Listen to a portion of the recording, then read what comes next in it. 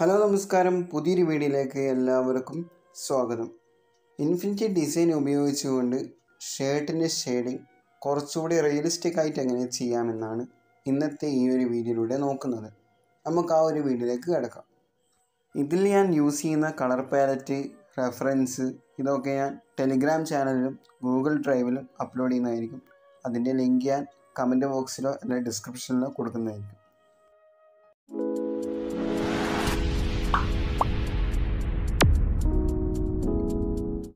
Infinity design ഉപയോഗിച്ച് ഈ ഒരു ചെറിയൊരു ഭാഗമാണ് ഞാൻ ഷെയ്ഡ് ചെയ്യുന്നതായിട്ട് കാണിക്കുന്നത്, അതുപോലെ കളർ കൊടുക്കുന്നത്. ഇൻഫിനിറ്റി ഡിസൈനിൽ നോർമലി ചെയ്യുന്നത് പോലെ തന്നെ ടൂൾസിൽ ലാസി ടൂളും അതുപോലെ ബ്രഷിൽ ലാസോ ബ്രഷുമാണ് യൂസ് ചെയ്യുന്നത്. പ്യുവർ ബ്ലാക്ക് കളറാണ് ഞാനിവിടെ സെലക്ട് ചെയ്യുന്നത്. ഇവിടെ മെയിനായിട്ട് ഷെയ്ഡ് ചെയ്യുമ്പോൾ ശ്രദ്ധിക്കേണ്ട കാര്യം എന്ന് പറഞ്ഞാൽ ഒപ്പാസിറ്റിയാണ്.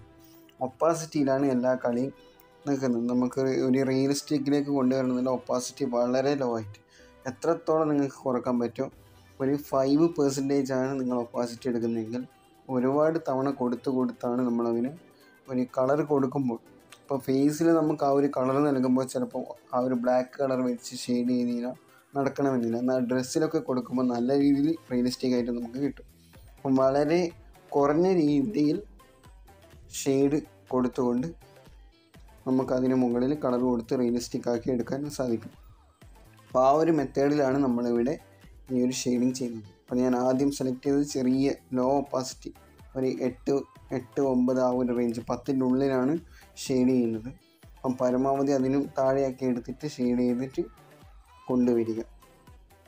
അതുപോലെ നിങ്ങൾ അടുത്തതായിട്ട് ശ്രദ്ധിക്കേണ്ട കാര്യം എന്ന് പറയുന്നത്, ഒരു ഡ്രസ്സിലുള്ള അല്ലെങ്കിൽ ആ ഒരു ഫേസിലുള്ള ഡീറ്റെയിലിങ്സ് പരമാവധി ഈ ഒരു ഒപ്പാസിറ്റി കുറഞ്ഞ രീതിയിൽ തന്നെ അതിലേക്ക് ഒപ്പിയെടുക്കാൻ ശ്രമിക്കുക. എന്ന് പറഞ്ഞാൽ അതിലേക്ക് ചെയ്തെടുക്കാൻ ശ്രമിക്കുക.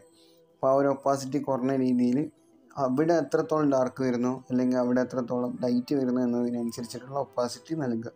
ഇപ്പോൾ ഡാർക്കായിട്ടുള്ള ഒരു ഏരിയയിലാണെങ്കിൽ 2, 3, 4, 5, 6 തവണ നമുക്ക് ഈ ഒരു 10ൻ്റെ ഉള്ളിലുള്ള ഒപ്പാസിറ്റിയെ സെലക്ട് ചെയ്തെങ്കിൽ അത് ഉപയോഗിച്ചുകൊണ്ട് നമുക്ക് 4, 5, 6 തവണ കൊടുക്കാം.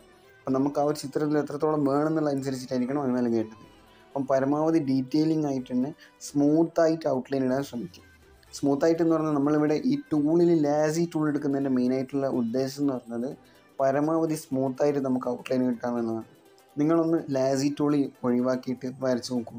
ആ ഒരു ലൈൻസിന് കറക്റ്റായിട്ടുള്ള ഒരു സ്മൂത്ത്നെസ് ഉണ്ടാവില്ല. വരച്ച് കഴിഞ്ഞാൽ തന്നെ ഒരു വൃത്തി കാണിക്കില്ല.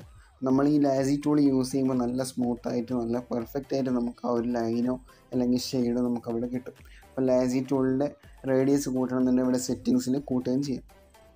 അപ്പോൾ നമ്മളിവിടെ പരമാവധി ചെയ്യേണ്ട കാര്യം എന്ന് പറയുന്നത്, ഡാർക്ക് വേണ്ടിയെടുത്ത് ഡാർക്ക് കൊടുക്കുക, ലൈറ്റ് വേണ്ടിയെടുത്ത് ലൈറ്റ് കൊടുക്കുക. ഡീറ്റെയിലിങ്സ് ഇപ്പോൾ ചുളിവുകൾ, ലൈൻസ് ഇതൊക്കെ വരുന്നുണ്ടാവും. അപ്പോൾ അതിനൊക്കെ അനുസരിച്ചിട്ടായിരിക്കണം നമ്മൾ അതിൽ ഈ ഒരു ഒപ്പാസിറ്റി യൂസ് ചെയ്തിട്ട് കൊടുക്കേണ്ടത്. അതുപോലെ തന്നെ സാധാരണ ഡ്രസ്സിൽ കുറച്ച് ഡിസൈൻസ് വരികയാണെങ്കിൽ നമ്മൾ ആ ഒരു ഡിസൈൻ ഒരു കളർ കൊടുത്തിട്ട് ഒഴിവാക്കുകയാണ്. നമ്മളതിനെ ഷെയ്ഡ് ചെയ്യാറില്ല.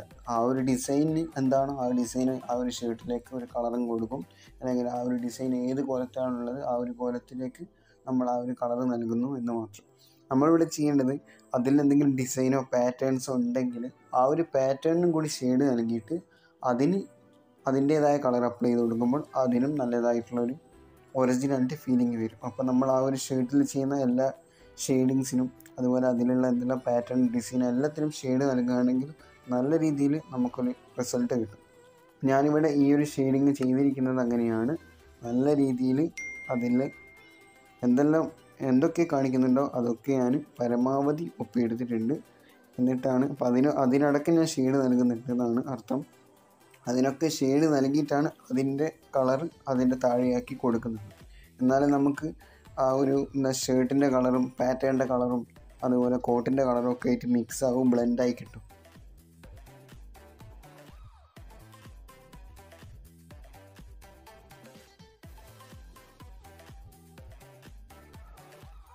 അങ്ങനെ ഷർട്ടിന് കൊടുക്കേണ്ട കളർ ഞാൻ ഫുള്ളായിട്ട് കംപ്ലീറ്റ് ചെയ്തിട്ടുണ്ട്. ഇപ്പം തന്നെ നിങ്ങൾക്ക് കാണാം ആ ഒരു ബ്ലാക്ക് ആൻഡ് വൈറ്റിന് നല്ല ഭംഗി ഉണ്ടാവും ആ ഒരു വരച്ച് തന്നെ കാണാൻ. അപ്പം പരമാവധി നമ്മൾ ആവശ്യത്തിനനുസരിച്ചിട്ടുള്ള ഷെയ്ഡിങ്സ് കൊടുത്തതിന് ശേഷം ഏതാണോ കളർ അതിന് കൊടുക്കേണ്ടത് അതിൻ്റെ കളർ അതിന് അപ്ലൈ ചെയ്ത് കൊടുക്കുക. എപ്പോഴും ഷെയ്ഡ് ചെയ്യുമ്പോഴും കളർ ചെയ്യുമ്പോഴും ശ്രദ്ധിക്കേണ്ടത്, ഒരു ന്യൂ ലെയർ ഒന്നിക്ക താഴെ ഒന്നിക്ക മേലെ എടുത്തു വെച്ചിട്ടേ കൊടുക്കാവൂ. അടുത്തതായിട്ട് ഇതിന് കളർ കൊടുക്കുകയാണ്. അപ്പോൾ ഞാനിവിടെ സൈഡിൽ കളറുകൾ സെറ്റ് ചെയ്ത് വെച്ചിട്ടുണ്ട്. ഒരു പുതിയ ലെയർ നമ്മൾ ഈ ഒരു ഷെയ്ഡിൻ്റെ താഴേക്ക് എടുത്ത് വെക്കണം. അതുപോലെ കളർ ഞാനിവിടെ സൈഡിൽ സെറ്റ് ചെയ്ത്, സാധാരണ കളർ വീലിൻ്റെ താഴെ ഒരു സ്പേസ് ഉണ്ടാകും, ആ ഒരു സ്പേസിലാണ് സെറ്റ് ചെയ്യുന്നത്. ഇപ്പോൾ വീഡിയോയുടെ എളുപ്പത്തിന് വേണ്ടിയിട്ടാണ് ഇങ്ങനെ സെറ്റ് ചെയ്തിരിക്കുന്നത്.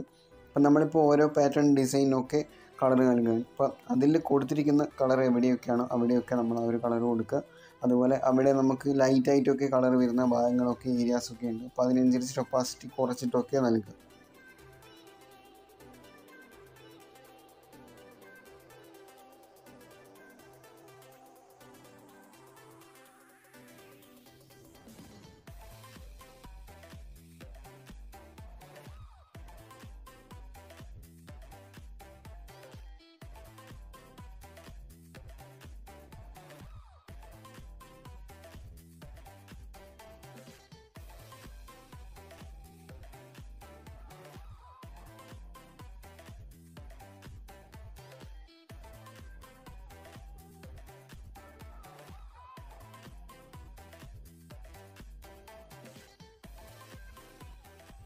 അങ്ങനെ ഞാനിവിടെ ആ ഒരു പാറ്റേണിന് നല്ല രീതിയിൽ കളറിങ് ഒക്കെ കൊടുത്തു കഴിഞ്ഞു.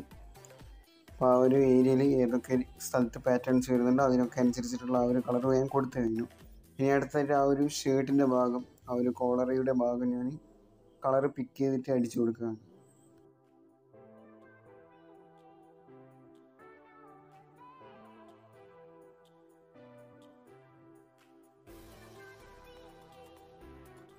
അതുപോലെ തന്നെ ഈ ഒരു ഷർട്ടിൻ്റെ ഈ ഒരു കോളറയുടെ ഭാഗത്ത് ചെറിയൊരു ഗ്യാപ്പ് ഫീൽ ചെയ്യുന്ന പോലെയുണ്ട്. നമ്മൾ ആ ഒരു കളറൊന്ന് അവിടെ എത്താത്ത പോലെ ഒരു ഫീൽ ചെയ്യുന്നുണ്ട്.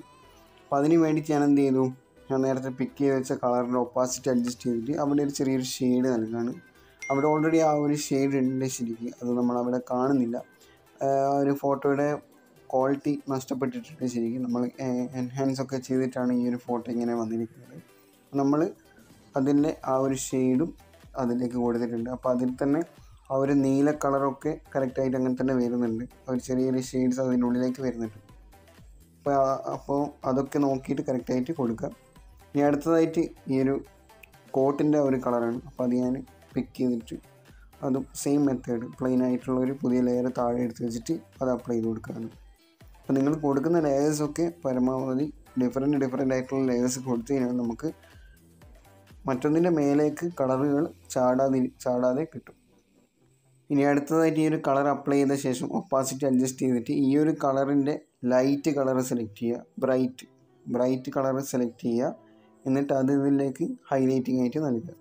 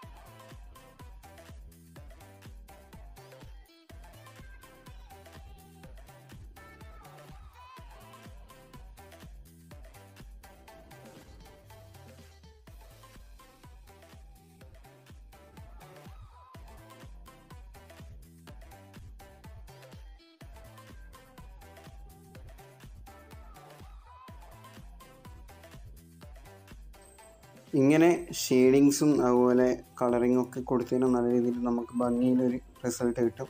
അപ്പോൾ ഇതിൻ്റെ നമ്മൾ ലെയേഴ്സൊക്കെ നമുക്ക് ആവശ്യത്തിന് ഏതൊക്കെ ലെയർ മെർജ് ചെയ്യണം, ഏതൊക്കെ കളറുകൾ മെർജ് ചെയ്യണം എന്നുള്ളത് നോക്കിയിട്ട് മെർജ് ചെയ്ത് കൊടുക്കുക. ഷെയ്ഡ്സ് സെപ്പറേറ്റ് ആയിട്ട് വെക്കുക, അല്ലെങ്കിൽ കളറുകളെല്ലാം ഒരുമിച്ച് മെർജ് ചെയ്ത് കൊടുക്കുക.